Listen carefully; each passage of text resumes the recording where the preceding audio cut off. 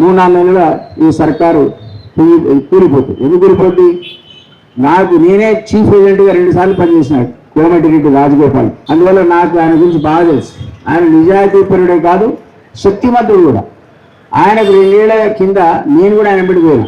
రాహుల్ గాంధీయే స్వయంగా హామీ ఇచ్చాడు, నేను మంత్రి చేస్తాను. ఇప్పుడు 2 ఏళ్ళు అయింది. అసలు ఆయనకు హామీ ఇచ్చిన రాజగోపాల్ రెడ్డికే గతి లేని పరిస్థితి, వెనుపోడు పొడిచిన పరిస్థితి. కాబట్టి రాజగోపాల్ ఊరుకోడు. నాకు తెలిసి ఇప్పటికి 30-40 మంది ఆయనతో టచ్లో ఉన్నారు. రేపో మాపో ఒక విస్ఫోటనం జరగబోతోంది.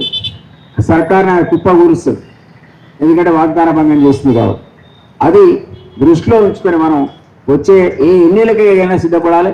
ఏ ఎన్నిక వచ్చినా కాంగ్రెస్ను బీఆర్ఎస్ను ఓడించడమన్న సంకల్పం ఉండాలి తప్ప మన వాళ్ళు రావాలి. 85 to 90% ఉన్న ఎస్సీ, ఎస్టీ, బీసీ వర్గాలు వీళ్ళ అధికారులకు వస్తేనే సామాజిక తెలంగాణ వస్తున్నది మీకు ఇచ్చేటువంటి మా అభిప్రాయం.